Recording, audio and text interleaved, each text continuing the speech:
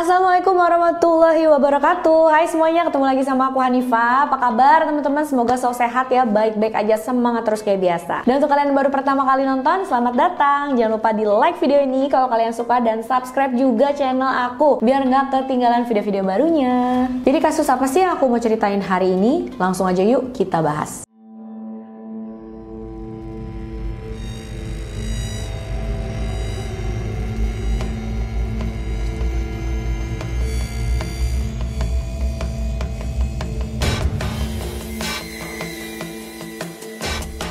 Kisah kali ini berasal dari sebuah kota bernama Fayetteville yang berada di Arkansas, Washington County, Amerika Serikat. Sedikit informasi tentang kota Fayetteville ini ya teman-teman. Ini adalah kota yang baik untuk ditinggali dan orang yang tinggal di sana tuh nggak mesti punya rumah sendiri karena di sana banyak banget rumah sewaan. Letaknya juga strategis, ada di pinggiran kota, ada banyak bar di sana, restoran, kedai kopi, taman. Kabarnya banyak anak-anak muda kreatif juga di sana. Dan sekolah umum di sana itu dinilai tinggi guys. Populasi penduduk di sana itu sekitar 86.000 jiwa. Nah, salah satu penduduk di sana adalah seorang pria lansia berumur 75 tahun yang bernama Don Fulton. Saat itu Don di sana tinggal sendirian karena memang istrinya sudah meninggal dunia, anak-anaknya juga sudah punya kehidupan masing-masing. Karena merasa kesepian walaupun Don saat itu umurnya sudah 75 tahun ya, tapi dia masih ada kepengenan untuk mencari istri baru. Dan akhirnya dia mencari pasangan lewat aplikasi kencan online. Di aplikasi itu dia bertemu dengan seorang wanita bernama Alison Krauss. Don mulai kenalan dengan Alison. Alison mengaku kalau dia adalah seorang penyanyi dan musisi musik country bluegrass Amerika. Alison Krauss lahir pada tanggal 23 Juli 1971 dan saat itu umurnya 42 tahun. Jadi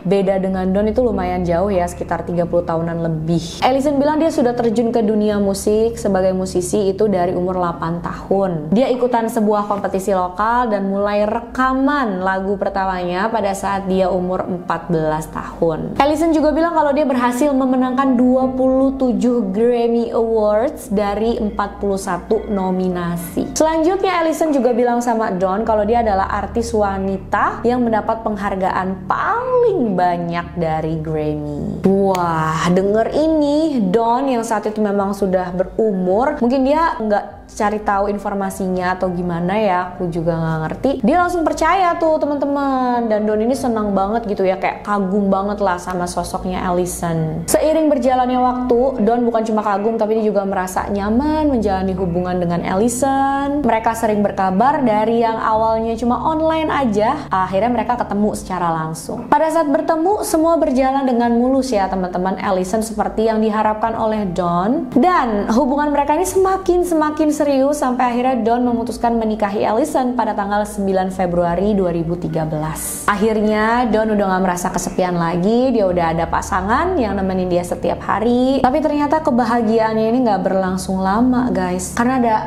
satu kabar dan hal buruk yang terjadi nggak lama setelah dia menikah. Sebelum kabar buruk itu terjadi, Don ini mengalami gangguan kesehatan. Tapi anehnya, walaupun dia udah tua, sebelum menikah, Don ini sehat-sehat aja guys. Tapi setelah menikah, dia tuh jadi banyak aja, ada aja sakit yang dia derita. Setelah menikah ini, Don jadi sering sakit-sakitan, dia juga kelihatan banyak pikiran. Don ini kan baik, jadi banyak orang-orang di sekitarnya yang peduli dan merhatiin dia. Dan mereka itu berpikir kayaknya Don begini setelah menikah, jadi kemungkinan ya karena istrinya. Mereka berpikir kalau istrinya tuh ya memang menikah dengan Don nggak karena cinta, ingin memanfaatkan Don aja. Nggak cuma orang-orang sekitar aja, bahkan ada salah satu perusahaan bank yang memang Don itu udah langganan ya sama bank tersebut, sudah jadi nasabah setia. Pihak bank nih tahu Don itu bukan orang yang suka hura-hura, menghambur-hamburkan uang nggak jelas ya guys. Tapi setelah menikah, perusahaan bank tuh kaget banget, dari tabungannya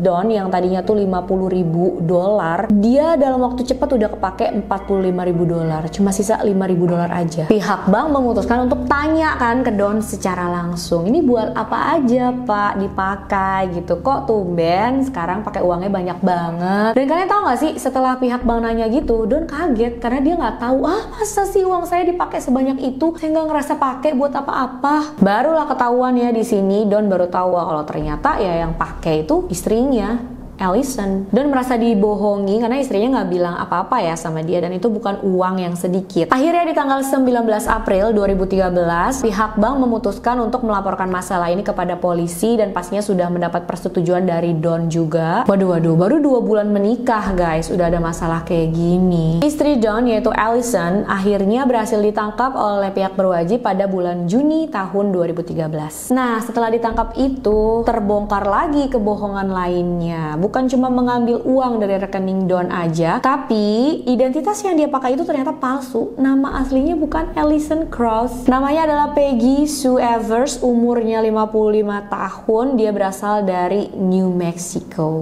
Wah, gila ya. Dari awal tuh dia udah bohong, dan memang anehnya Don itu gak curiga sama sekali. Padahal ya, info yang aku dapet nih teman-teman, dari profil di kencan online-nya kan ada fotonya Allison itu atau si Peggy ini ya fotonya. Nah, dengan aslinya itu beda jauh. Jadi fotonya udah editan banget gitu teman-teman. Tapi nggak tahu, mungkin karena Don udah berumur jadi dia melihatnya nggak terlalu jelas atau gimana, aku nggak ngerti ya. Tapi Don nggak mempermasalahkan perbedaan itu. Dan kalian tahu nggak sih teman-teman, 2 hal itu bukan yang terburuk ya. Peggy itu juga sempat menipu Don. Caranya itu benar-benar licik banget menurut aku. Jadi dia siapin 1 dokumen. Nah, Peggy bilang sama Don, ini kamu tanda tanganin ya, ini pemindahan nama rumahnya dan warisan ke nama salah satu anak kamu gitu. Dan Don tuh percaya banget, tanpa dia baca dulu dokumennya langsung aja ditanda tanganin. Yang ternyata itu adalah pemindahan semua yang dimiliki oleh Don atas nama Peggy. Peggy di situ berhasil dong teman-teman mendapatkan 4 mobilnya Don. Bahkan Peggy juga menulis surat wasiat baru atas nama Don yang di situ tertera kalau Don kenapa-napa nanti semua hartanya itu jatuh ke Peggy. Wah, gila sih. Setelah dapat banyak bukti itu, Peggy pun diadili pada bulan Januari 2014. Dia mengaku bersalah atas pencurian dan penipuan. Hakim memberikan hukuman kepada Peggy 8 tahun masa percobaan dan memerintahkan Peggy untuk mengganti rugi sebesar $72.800. Selain itu, Peggy juga disuruh kembalikan rumah yang tadi secara tidak sah ya kan diberikan kepada dia, dan juga 4 mobil itu. Jadi dibalik lagi namanya atas nama Don. Untung ya guys ya, kasihan banget loh. Tapi nggak ngerti karena Don ini baik atau udah terlanjur sayang sama Peggy, dia bilang gini, udah Peggy kamu tenang aja, aku nggak akan nuntut kamu secara hukum, yang penting kamu ganti aja, kamu kembaliin aja apa yang udah kamu ambil. Dan karena ini juga Peggy tuh nyepelein guys. Akhirnya apa, dia ambil itu semua aset, semua mobilnya dibawa sama dia, lari dia kabur. Dia pulang kampung ke New Mexico. Pada bulan Maret 2014 Peggy melanggar masa percobaannya karena dia nggak mengembalikan mobil milik Don karena dia dikasih waktu 60 hari nggak dibalik-balikin kan sama dia. Pada bulan Oktober 2014 itu Peggy berhasil ditangkap di sebuah motel yang ada di New Mexico, dan saat ditangkap itu ya guys, dia juga sedang memakai nama palsu, identitas palsu. Jadi kayak dia udah mau nipu-nipu lagi nih. Setelah ditangkap, Peggy dibawa lagi ke Arkansas untuk diadili. Peggy jadi dapat tambahan hukuman 257 hari penjara dan 15 tahun masa percobaan. Peggy juga diperintahkan untuk membayar sisa ganti rugi sebesar $64.200. Peggy juga dilarang untuk berhubungan lagi, entah itu telepon, chat, email atau apapun, apalagi ketemu secara langsung ya dengan Don. Aduh, untung Peggy bisa cepet ditangkap ya teman-teman. Kalau enggak, aku nggak ngerti deh Don bisa kehilangan semua asetnya di hari tua. Bukannya menikmati bahagia, niatnya mau punya pasangan biar dia nggak kesepian, malahan kehilangan semuanya. Ya Allah Tuhan, udah berumur gitu ya, kalau mengalami hal gitu, aduh, mungkin kesehatannya juga bisa sampai terganggu tuh. Dari sini kita bisa belajar banget nih guys, kalau misalkan mau tanda tanganin dokumen apapun itu harus dibaca dulu isinya apa, jangan main tanda tanganin aja ya. Dan satu lagi yang menurut aku memang kenalan sama orang baru entah online entah secara langsung ya, harus tetap hati-hati, tetap waspada. Kalau menurut aku, emang aku beberapa kali ya denger ya kayak gini gitu, nikahin pria kayak untuk cuma ambil uangnya aja kan. Ini kayak parah banget sih, udah 75 tahun. Kalau menurut kalian nih, pendapat kalian tuh kayak gimana sih? Pengen banget deh aku tahu teman-teman. Taruh di kolom komentar ya apa pendapat kalian ya, nanti aku bacain. Oke guys, makasih udah nonton videonya sampai akhir. Jangan lupa di like video ini kalau kalian suka, subscribe juga channel aku untuk kalian yang belum subscribe supaya nggak ketinggalan video-video baru. Dan untuk kalian yang mau request kasus bisa banget, silahkan kirim DM ke Instagram aku ya, Hanifastory92. Makasih guys, sampai jumpa di video selanjutnya. Bye bye.